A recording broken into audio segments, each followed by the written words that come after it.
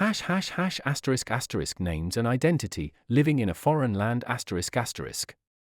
Living in a foreign country is, in many ways, like being reborn.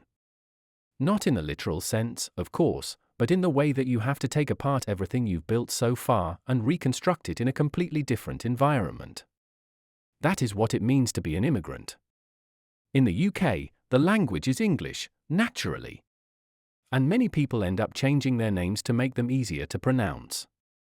The British, for the most part, struggle with foreign names.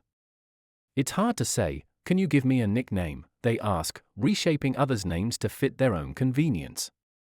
Those being addressed often resist at first, but eventually, they give in. Even if the new name sounds completely different from the original, they accept it because, well, at least it makes things easier for everyone else.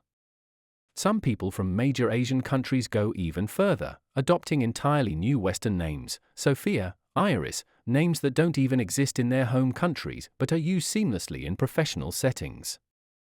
Many Japanese people take a slightly different approach, choosing English names that sound somewhat similar to their own.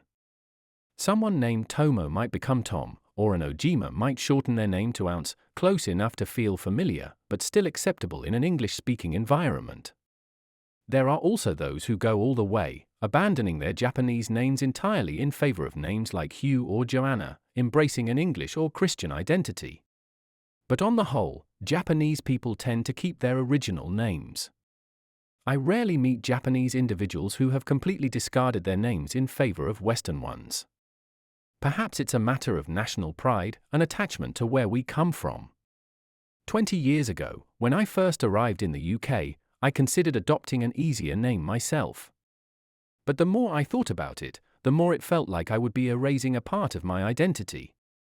So I stuck with my Japanese name, introducing myself that way even to the elderly neighbors around me.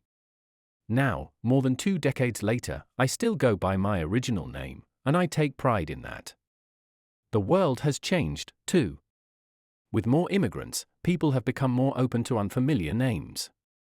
These days, even the British make an effort to pronounce my name correctly. A name is a part of who you are. And when you live in a foreign land, perhaps that's all the more reason to hold on to it.